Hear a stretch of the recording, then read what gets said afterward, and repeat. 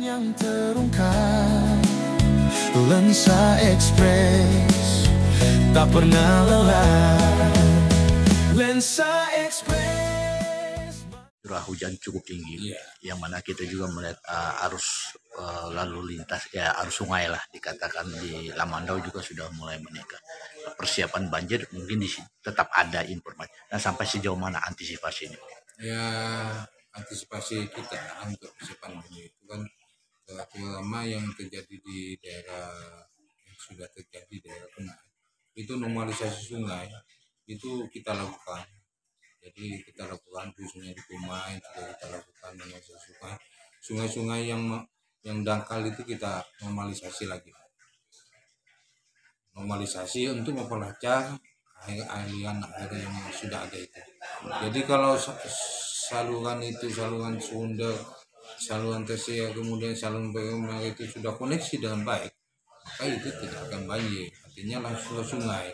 Kalau itu tidak dipengaruhi oleh pasang surut. Gitu. Jadi berarti pada intinya Dinas PUPR akan melakukan normalisasi penyodetan yang mana jalur primer, tersier dan sekunder itu bisa terakses lebih bagus gitu ya. Sehingga itu terakses semua, tidak ada yang tertutup atau terkendala, sehingga air itu mengalir semua sampai ke sungai, itu tidak terjadi banjir.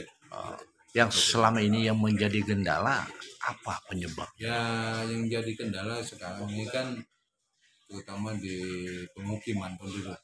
Jadi pemukiman penduduk itu membangun di atas sungai. Nah, itu yang susah kita di bantarannya gitu ya. Bukan di sungainya juga, di tengah-tengah sungai. Itu tiangnya itu yang menghambat aliran air sehingga ke sungai itu juga akan lambat gitu. Jadi perlu kesadaran masyarakat juga untuk saat ini sosialisasi dari Dinas PUPR kepada para pengguna otomatis yang di atas perairan itu sampai sejauh mana? Ya, kita sosialisasi kalau ada masyarakat juga sudah kita lakukan.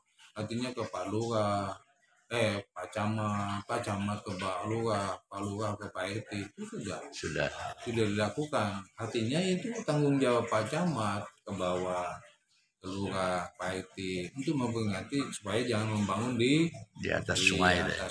Kalau sungai dia bangun di atas sungai, tiang-tiangnya kan otomatis otomatis menjadi mampet gitu. Jadi belum buang sampah sembarangan gitu ya, Bang. Belum nanti penyebab sampah juga ada sehingga jadi endapan, terjadi endapan yang akibat sampah itu tersebut, itu juga mempengaruhi untuk saluran.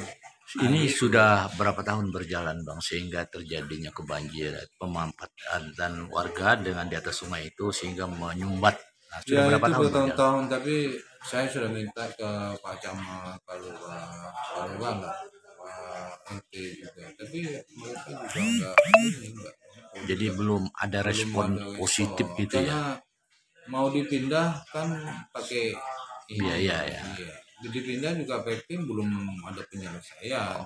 Ya harusnya dikasih rumah yang tidak layak huni itu.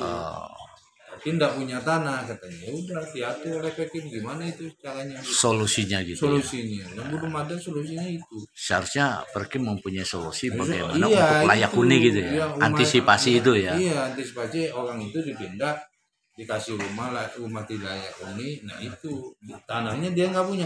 Ya itu selesaikan gimana? Apa melalui masyarakat MBR atau apa gitu kan bisa saja ya kan. Jadi masyarakat berpenghasilan rendah bisa dimanfaatkan bisa gitu.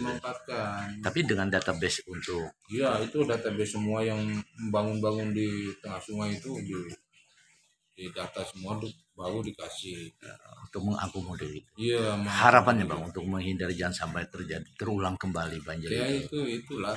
Makanya kita kan sepakatan untuk saluran itu connect semuanya. Jadi ke saluran tersier, sekunder maupun primer itu connect semua. Artinya jalan semua gitu.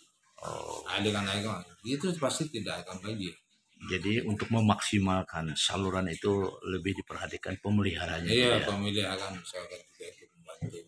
Saling kerjasama gitu, sinergitas ya gitu ya, Bang. Sinergitas gotong royong itu kita bisikan saluran atau apa. Oke, terima kasih. Sehingga aliran air itu bisa lancar. Oke, terima kasih.